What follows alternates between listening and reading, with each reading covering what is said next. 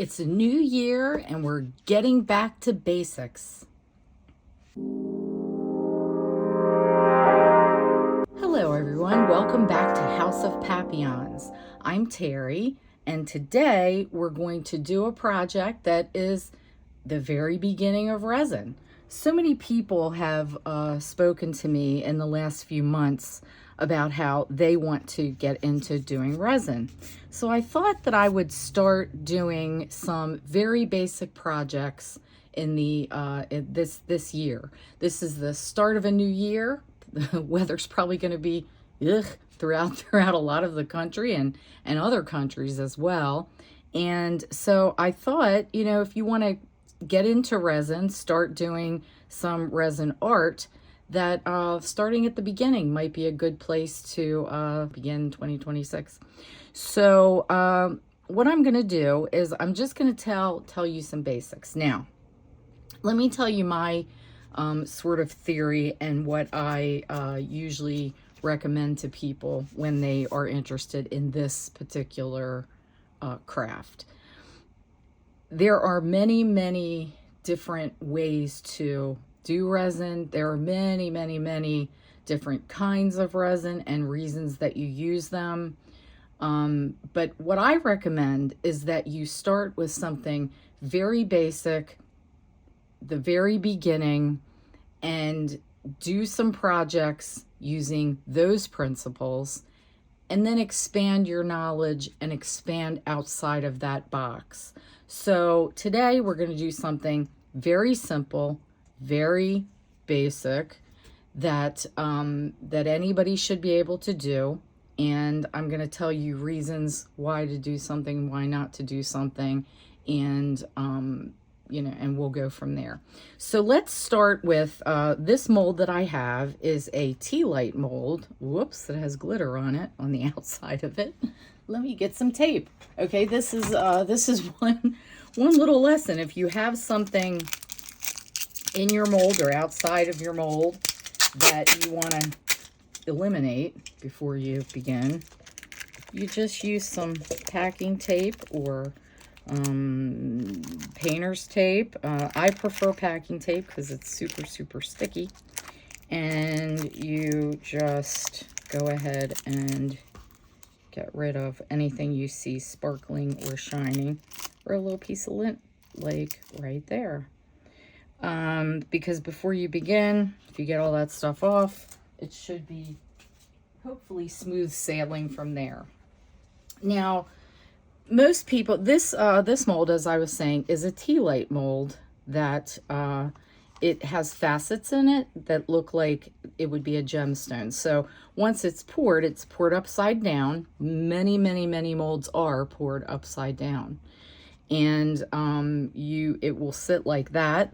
The tea light will go in there, and this will have facets in it like a gemstone. So I thought what I would do is start sort of trying to do monthly birthstones, because I think that'll be really pretty. Many people start out saying, how do I know how much resin to mix? Because we have to mix the resin, Well, one good way to do that is to, let me get my handy dandy bottle of alcohol, is to pour alcohol into the mold to the point, until it's full.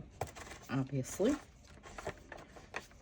I buy alcohol by the gallons. I use 99.9% isopropyl alcohol. Some people use, what's the other kind? 97% or 91%. I prefer the 99.9% because whatever's missing in the alcohol, I just know I'm going to spill this all over the place. Whatever's missing in the alcohol is water, and water and resin do not mix in any way, shape, or form. You will ruin your project if one drop, one speck, one anything of water gets into your resin. However, that being said, many people spray their mold with alcohol to get down into the crevices to help pop any bubbles that might be in there. So putting alcohol into your mold for the most part, should not hinder your pour at all. Even if, you know, there might be a little bit left in there. Some people use water and then maybe they turn it inside out. They let it sit out and dry for a while.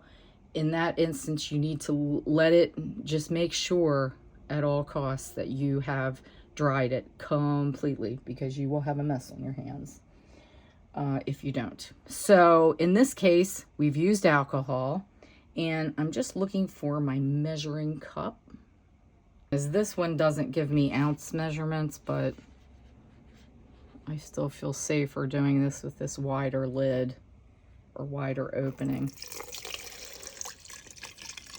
So you just pour it into something that measures and tap it out as much as you can. You don't want like a puddle of alcohol in there, even though by the time we pour this, it's all going to be evaporated. So out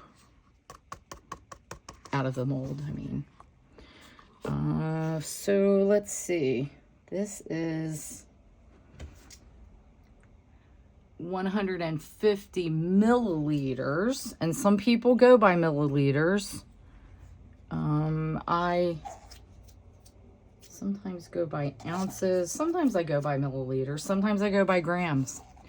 Just depends on the project that I'm doing, but I'm going to pour it in something that I can measure with. Wow, this mold holds. I was going to give it a guess before I poured it and say I thought it held 4 or less ounces. But this one holds exactly 4.5 ounces. And then when I'm finished with my measuring experiment, I can pour that right back into the bottle. Now, I'm not just going to mix 4.5. I'm going to mix 5, because sometimes the difference between alcohol and the resin is different, and hopefully we'll get to that. I poured the alcohol that was in this cup back into the bottle because it is totally still usable.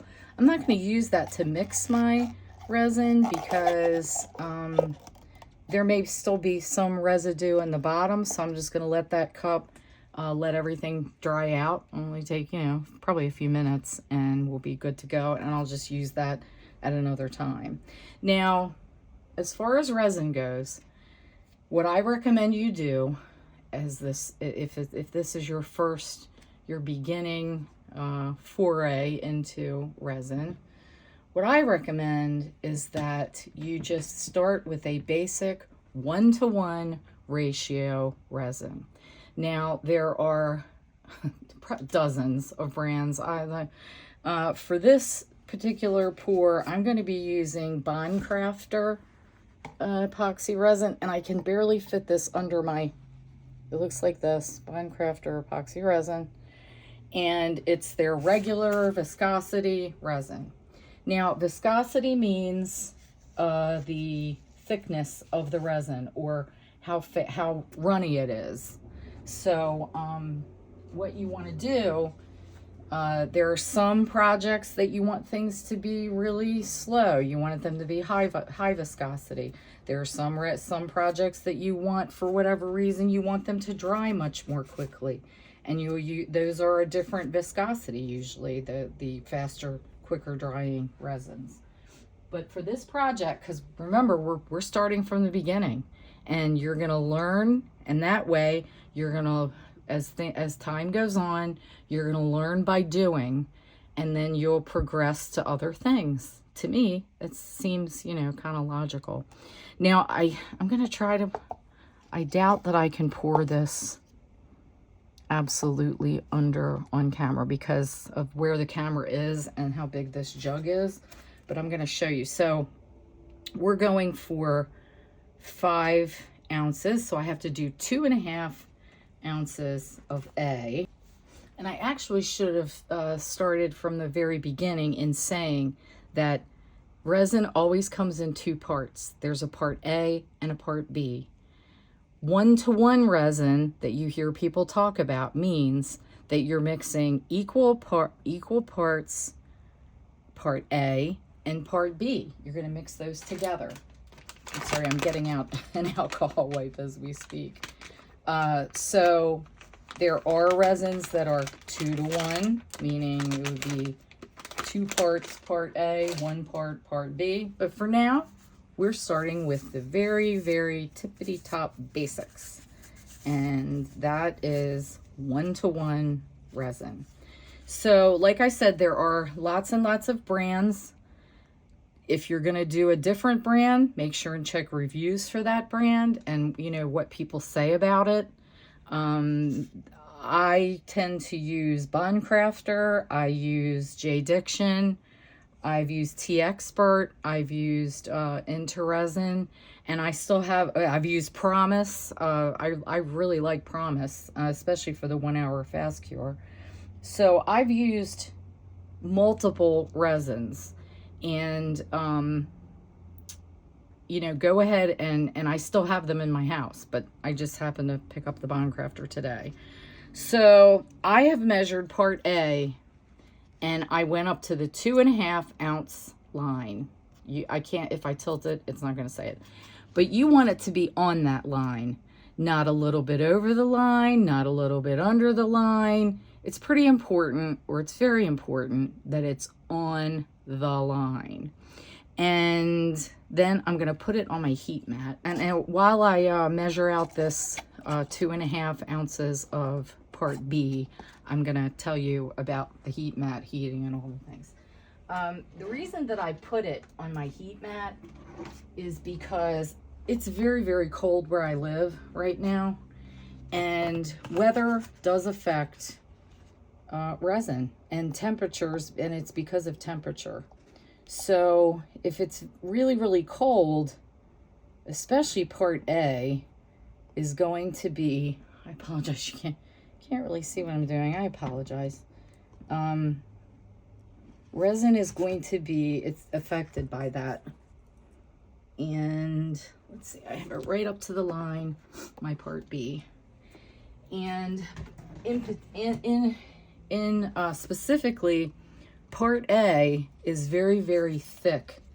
When it's thicker than part B. So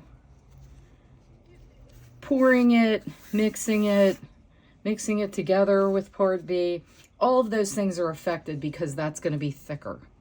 So what you want to do is try, if you can, to heat up your part A before you mix them together.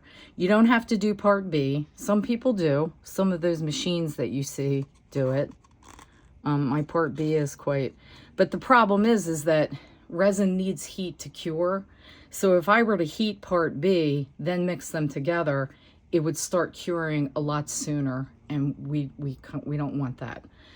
For that, I'm going to put it in a bubble machine. Now, if you don't have a heat mat, because again, you don't have to go through and buy a million products. I didn't have a heat mat for a good, I don't know, 2 or 3 years after I started doing resin. And even today, I don't use it that much for curing my projects. That being said, what you could do, and what I used to do, and now I can't find I had, you know, those, they're just disposable, plastic things with the lid. A bunch of brands make them. You get them in the same aisle with aluminum foil and all that kind of stuff. What I would do is pour my resin in a cup. I would put it in a Ziploc bag, standing up, obviously, and then I would run tap water as hot as it would get, and take my cup and put water in that disposable thing, and then put my cup down in it. It only takes a couple minutes. It's not, you don't need to let it sit in there for hours on end. You don't need, some people take their resin and put it on their, like if some people have oil radiators that, you know, they have a ledge that they can put it on. Some people put it on there. You just don't want it to be hot enough that it's going to melt your plastic. And you're really just heating up the part A. You're not cooking it. I've seen websites say that you can put part A in the microwave for 5 seconds. don't overdo that. You have, oh, I wouldn't want a resiny mess in my microwave, but you know, some people do that with success. It's a beautiful thing. And all of these things are not just going to help with the mixing of the resin once your part A is ready, but they are also, it's also going to try and reduce some of the bubbles that you're going to get, because you're going to get bubbles when you mix. And it's part of the beauty of resin. So I'm going to I just have mine sitting in my cup A, sitting on my heat mat. It's not gonna, my heat mat is not gonna melt anything. It's just gonna heat up that resin a little bit, or the part A a little bit. Okay, this is heated a little bit, and you can just feel in the cup. It's not cold anymore. It's, you know, it's not even really warm. It's just heated up, just less cold. So this is my part B, and this is my part A. And I've just gotten in the habit of putting part B, when I measure, if I'm going to measure in the same cup, I put part B in first, and I pour part A into it.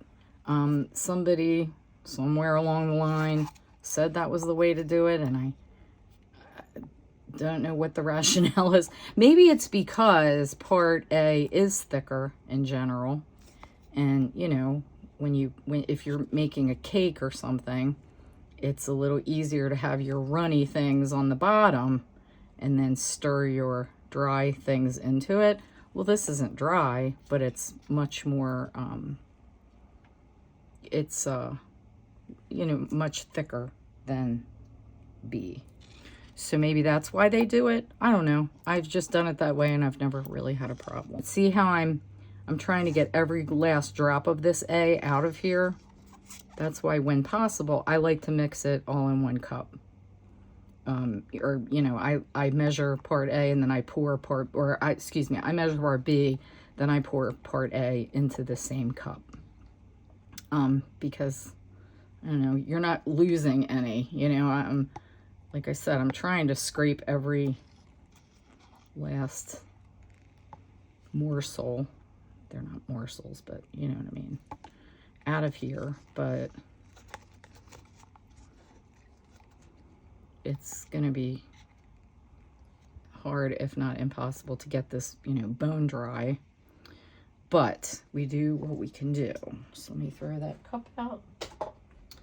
So what I'm gonna do now is I'm gonna wipe this stick, because up at the top here, there's part A or part B or whatever it is up there. And I wanna make sure that anything that's done in here is going to be completely accurate. So I'm gonna start stirring, and this I'm going to stir for 4 minutes. So, and I scrape my cup on the regular, because if you're just mixing like this, you know, again, I go back to the cake batter analogy.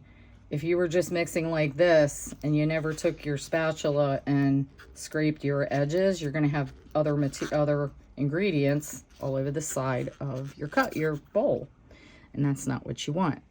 So as I'm mixing for these 4 minutes, now there are different schools of thought. Some people mix for 3 minutes, some people transfer into another cup. I've never done that, but certainly couldn't hurt if that's what you want to do. I'm just telling you how I do it. They say to mix I used to just mix for 3. Now I mix for 4, because on a lot of these resins, I don't know what Bond Crafter says to do, but I've just gotten in the habit over all these years to mix for 4 minutes. And it's just what we do. Normally I'll set a timer on my phone. I'll tell our good friend SIRI to set a timer for me, and she will, and I'll just mix until it goes off. And I'm the whole time I'm scraping the bottom, I'm going into the corners of the cup. Now, remember, you know, I hate to be so set in stone about this stuff, but you know, this stuff is science. It's like a science project, and you have to do the things that the manufacturer says to do if you intend to have success. I don't know any manufacturer that doesn't tell you to scrape your sides and your bottom. Some people get into a routine. They'll go, oh, I stir 10 times and then I scrape, and then I stir 10 more times and I scrape. And some people use the automatic mixers. And even with the automatic mixers, once that process is done, when they get it out, they scrape the sides. So that's why you see people saying, you know, I've scraped my sides. And another thing that I didn't get into while we're sitting here for like 2.5 more minutes is always wear gloves, nitrile gloves to protect yourself. If you have a chance that you're going to get it on your sleeves, make sure you're wearing sleeves. I have a work in a well-ventilated area, which I do, and I have an air purifier in my room, which is a Resiners. It's made by Resiners, and it will set off, like it'll turn itself on automatically when it suspects VOCs. Now, a lot of resins say no VOCs, totally safe, on and on. I venture to guess that you might not smell VOCs, but my air purifier says otherwise. One thing that really sets the air purifier off is rubbing alcohol. Anytime I spray rubbing alcohol, I'm going to get, that thing's going to go off. So these were all things that, you know, you have to take into consideration. I have 2 dogs. They are not allowed in this room. They don't come in this room. Whether I'm mixing, curing, what I'm doing, they're no longer allowed in here. There are also mica powders that are not good for you to breathe. So there are some safety precautions that I urge you to take. I take all the safety precautions. Okay, I think we've been, what time did I start that? Did I start it at 4 or 3? No, it can't help to mix a little bit more if I started it at, see, I couldn't set my timer. I had to look at the time on my camera. So these are all the things that, you know, I want you to take into account. I want you to be safe. I want you to you know what you're doing. So, you know, get used to one way of doing it and then move on to something else. The way that we're doing this today, you could do thousands of projects this same way. It's just a different mold. That's all that you'll be doing. Okay, I'm going to clean off my stick because now we're going to get down to color. I use these antiseptic hand wipes that I get from Amazon. They are, a lot of people use baby wipes. That's fine. I've seen that it works for them, but that's not what I use alcohol wipes because I don't, you know, I'm super paranoid that some water or something from a baby wipe's going to get in there. Okay, before we put this in the bubble machine, I'm going to color it. There are many, many, many, many ways to color resin. And the most common ways that you've seen other people do is pigment paste. It's the most highly pigmented version of pigment that you're ever gonna find. See how that's all oily on the top? It doesn't look like it does on the sides because it needs to be mixed. Before you use it, you have to mix it. I have other videos where I've used pigment paste on my channel. If you go back, you can see a bunch of pastes that were used, and I clearly cover how to mix it, how much to put in, because you need the smallest little drop and it's going to make it. Now, for the most part, not all the time though, for the most part, pigment paste is very opaque. It's going to make your whatever you're doing a very solid color. The other way to color things is with mica powder. This is an example of a mica powder. It's the powder that you see people put in. And I tend to start with a little bit of powder and mix it in and see if that's what I got, and then just keep adding. Many mica powders are opaque, but if you just put a little bit in, you can make them a little more translucent if that's what you're going for. These are pigment dyes. There are alcohol inks, which you've seen lots of people use. These are pigment dyes that I'm going to try to use today, and it's because I didn't have an alcohol ink that is going to make. I want to make the color of Garnet, and this is China red. It's not a bright red, so I'm hoping that usually what decorators and people call China red is sort of a darker, deeper red. I don't know if I've used this before.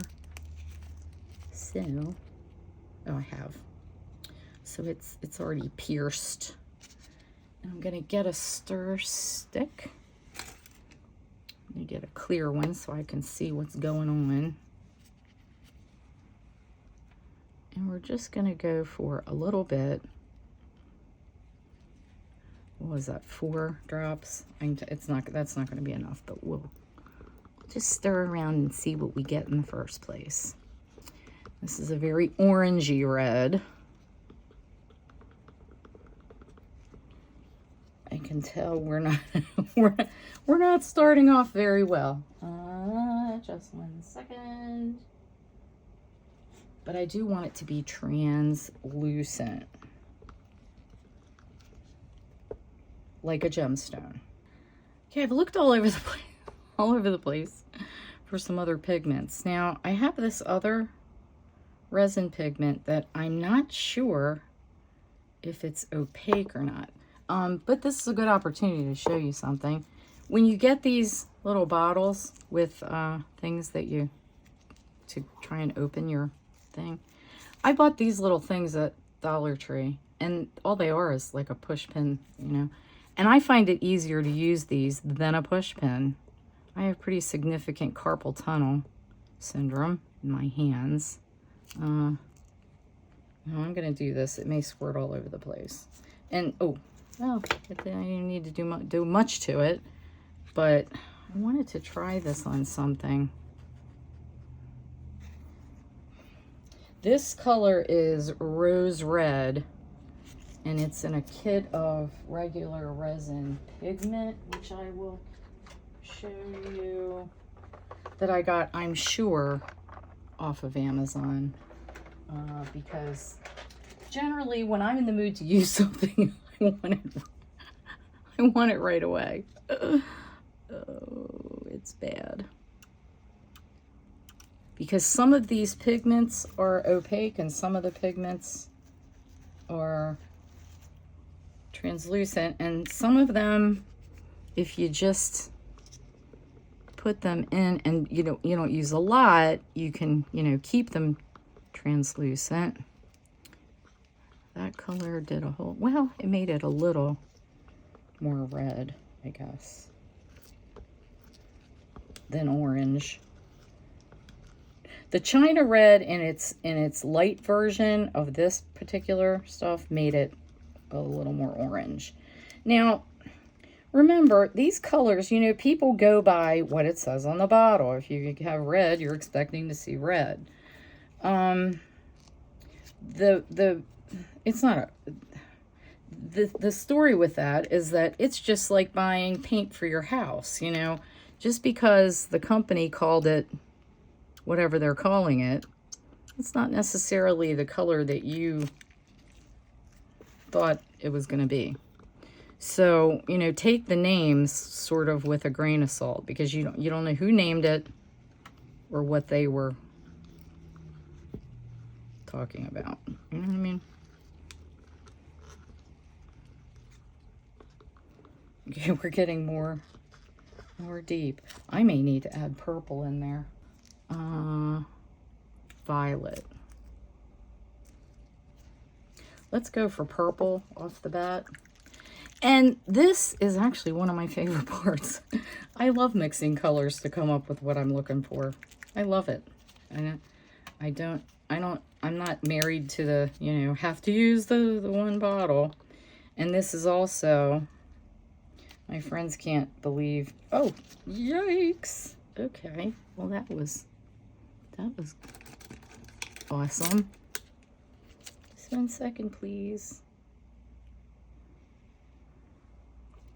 I seem to have made a little mess. My friends are like, why do you have so much stuff? And it's because as crafters, like, you don't, it's pretty rare that you go into a store and you buy one thing and you use up that whole thing and then that's all you have. No, we have to have rooms full of things. All the things. My goodness, that's dark. Oof. I just wiped it on my towel. I'm just going for one.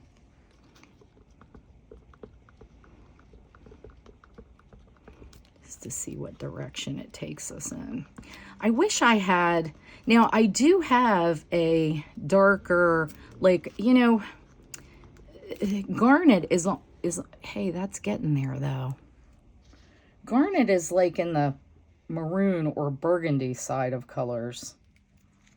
I mean, it's a red, but it's a very deep red. Ooh, we're getting there. You know what I'm gonna do? No, Terry, what are you gonna do? I hear you guys talking to me. I'm gonna put this on white because it's gonna help me see the color better. Oh, look at that. We actually might be there. Let me scrape these sides of this color. Now, this particular resin, I think it has a 40-minute working time. So that means that you have roughly 40 minutes to do what you're going to do. Whatever colors you're mixing. And even then, I mean, I've gotten, you know, things poured after that period, but it's a little difficult. If you saw my crab mold, I had fooled around for lots of time. And I really want to mix this so it's not streaky. And that's a tiny bit more purple than I'm going for. So I'm going to add more of that rose red in there because the rose red is a little more pink. You always have to shake these things because the pigment settles.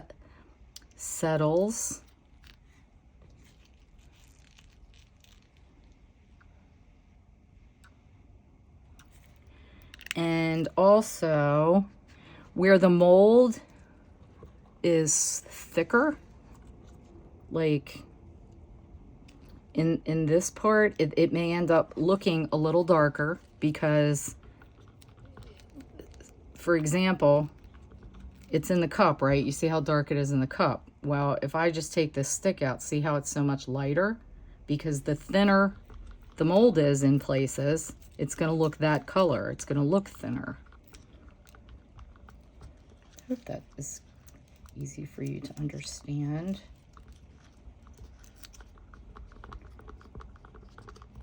And these are all just things that we like to think about.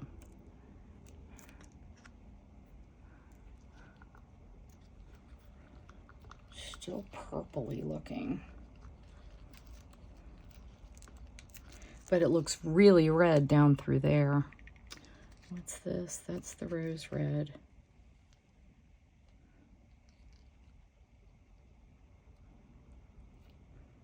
And this rose red is a pinkier. See how it's a pinky purple? I just wiped what was on the top of the bottle there. So like that's what we have. That's the rose red.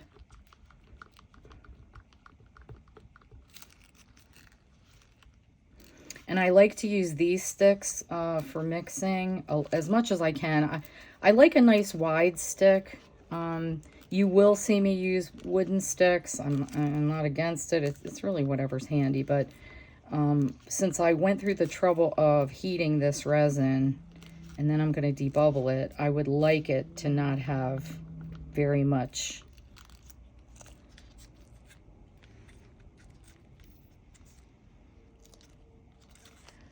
this may be as close as we're gonna get.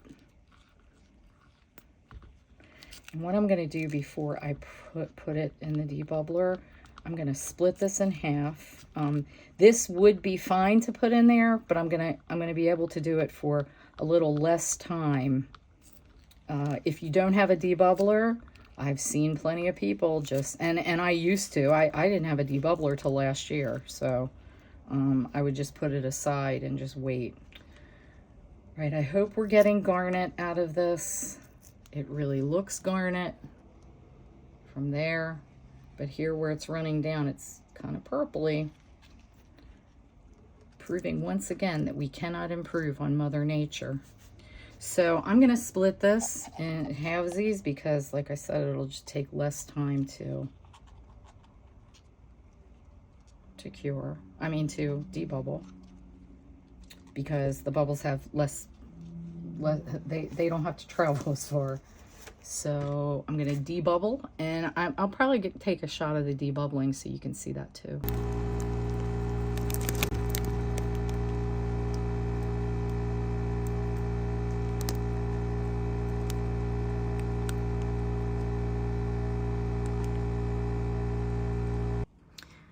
After degassing or debubbling in the debubbling machine, what I like to do, there's gonna be possibly some bubbles on the very top, because the debubbling machine, what it's doing is it's making it all rise to the top.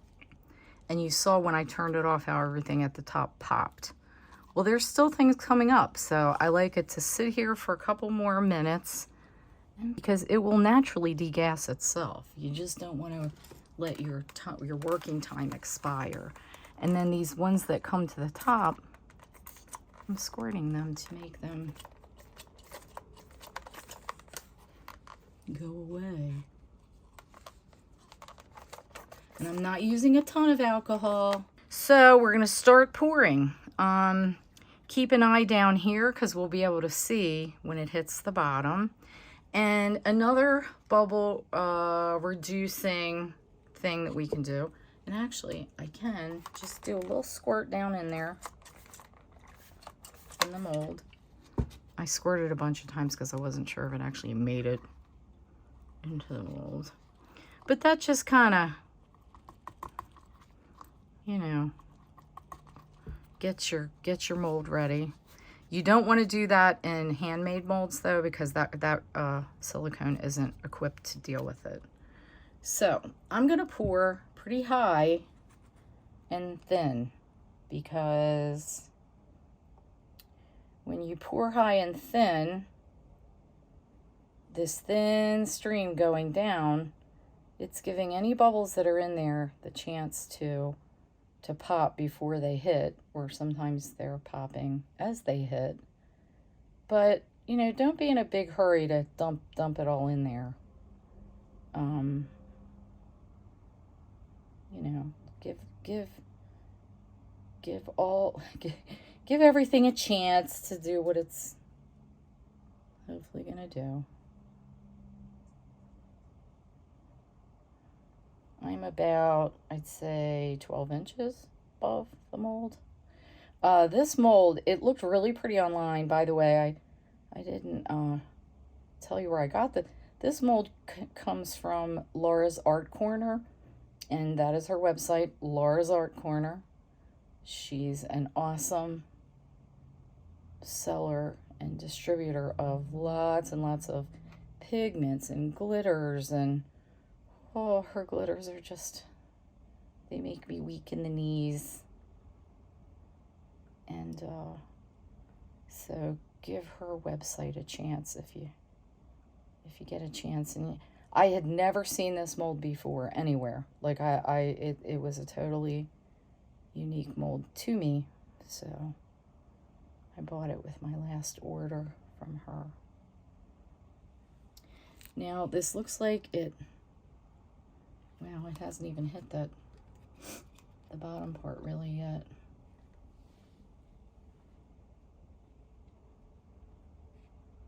Like I said, this is the bottom of the tea light holder. So once this is finished and cured, we'll turn it over to use it. There, it's in the bottom. Okay, so I'm hoping that you can see this sort of stripe that appeared there. That's because that's the bottom of the mold, and it's sort of the beauty of doing a mold with something really dark in it, because you can see, you can hopefully feel around, you know, look and see if you see any big bubbles. This mold doesn't have a lot of really steep 90-degree angles, and that's where bubbles usually get caught. So I'm pretty confident that there are none down there around what will be the rim, the top of the piece. So I'm just going to keep on keeping on here. I don't know, it's looking a little purple. We'll see. But it doesn't, it's weird. It does, because this is really, you know, all together as a big color. So in the cup, it doesn't look purple, it looks red.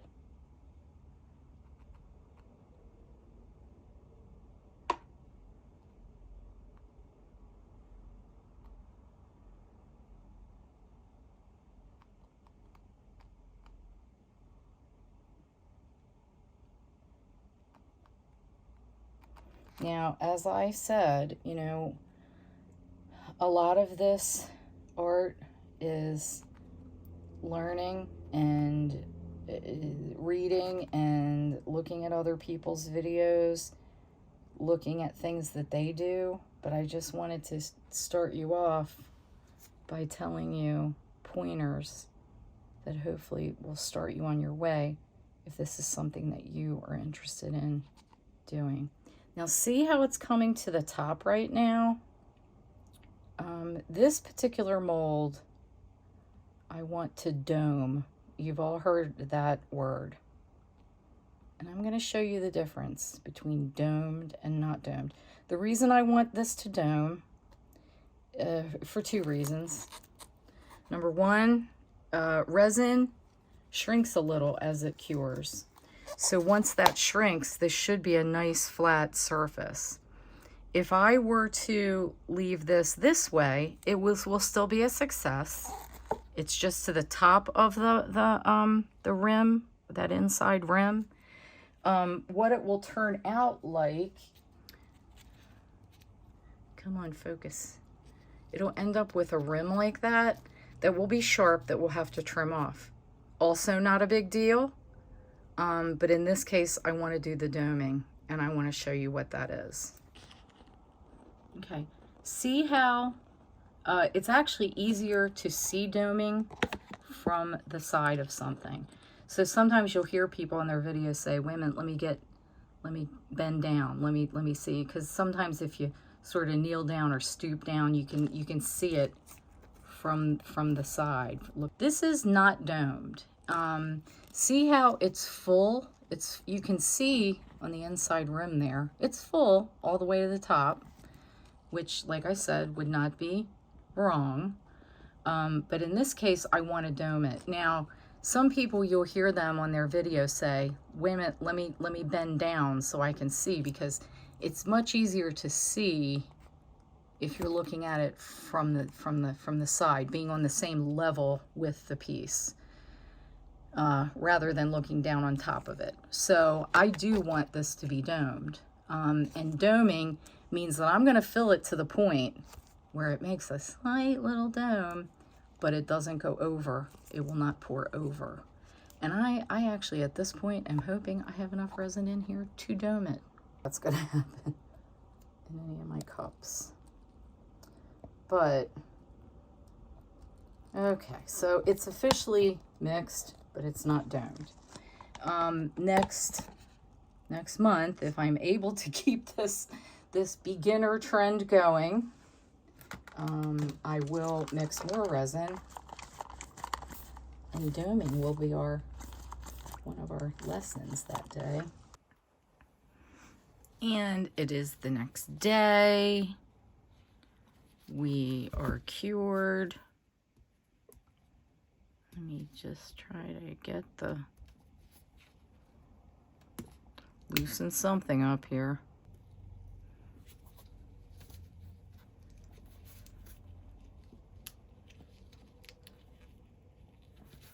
Just getting it all around the edges. And since we are in our back to basics mode, what you want to do is loosen all the edges first. Then kind of work your way down.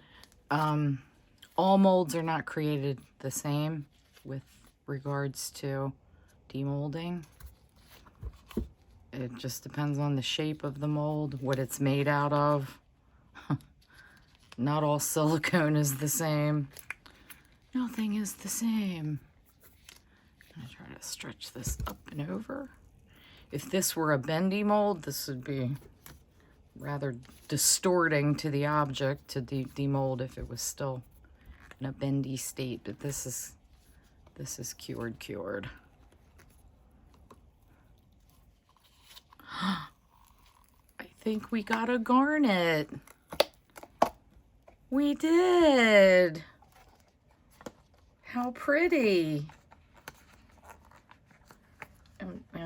And by the way, once you demold, you want to fix your mold back right away. Don't marvel in your in your creation until you do that. Oh, no bubbles. Not a bubble in sight. Gorgeous.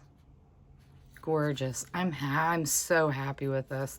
Now, as for this bottom area, right here, it's a little bit sharp. It's not the worst I've ever seen. But what we're going to do is take a deburring tool. All you do, it has this little sharp thing. But it's wide. It's not sharp like well, it could be sharp like a knife, but I've never cut myself on it. But you kind of hold it, see it swivels. So you kind of hold your finger up against it like you would when maybe peeling a potato or something. And you just put this down sort of at an angle and just rub it against the edge. And you just do slight little slices. You're not cutting into it. Now this also could, many people take a file, like it could be like a fingernail file, and just file that edge. And the key is to do very thin little pieces. Please listen up. Never, ever, ever, ever, under any circumstances, burn an open flame in anything resin. Resin is just plastic. That's all it is. So you would never go to a store, hopefully, and buy a plastic candle holder and burn a live flame in it. You can literally burn your house down. So always, there are scads of little votives that you can buy that are battery operated. And I even, this is one Whoop, it has a piece of lint in it. This is one that is even rechargeable. You can get these sets of rechargeable ones if you don't want to change out. They're even on timers and everything else. I mean, there's a million things you can do. Just please promise me, nod your head, raise your hand. I swear that I will never burn an open flame in a resin candle holder. Now there are eco resins, which are they turn into like a ceramic pottery type of thing. It'll say on the label if it is, you know, safe for an open flame if you were to make a candle holder. Many of those are safe to use, but never ever do a live flame in an epoxy resin candle holder. So that being said, let's give her a whirl and see how it looks.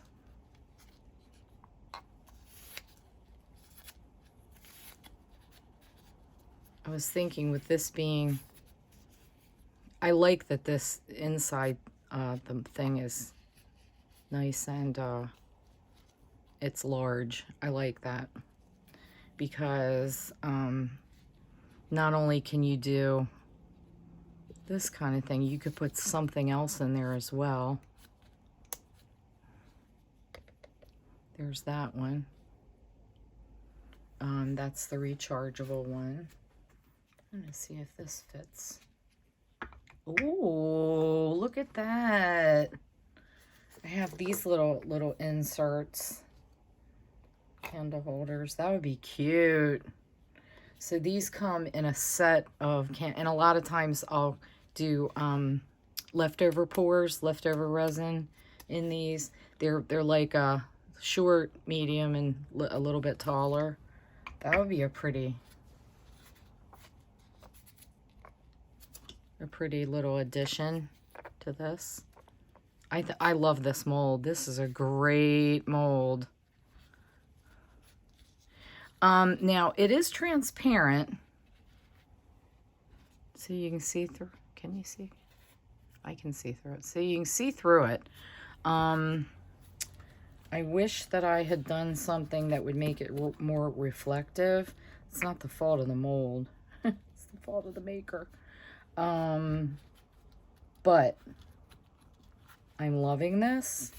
I think a really, you know, it'd be kind of neat to do maybe a candle holder that maybe has some of these actual type of stones in it, maybe in the rim. Oh my goodness, the ideas are just flowing. I like that shorter one in there. So cute. Okay. I hope so much that you've learned. I hope that I've hopefully answered some questions that you may have had. By the way, if you do have any questions, please feel free to comment in the section below, and I'll try to answer your questions. And we are going to continue this series. February is amethyst, and I'm going to look for a way to do a pour that, you know, includes maybe some things we didn't cover in this one. So happy with this. I appreciate you watching more than you could possibly know, and I hope that you enjoyed yourself enough to like and subscribe. I call at least a like, I call YouTube etiquette, and literally every video that I watch, if I enjoy it, you know, if it offended me or something, I don't do it, but for the most part, I try to watch things that are on my beaten path, and so I always like, because it's very supportive of people who are sharing their knowledge with you or with me. So you know, please like and subscribe, and we'll continue this little journey. And please take care of yourselves, and I will see you next time. Bye-bye.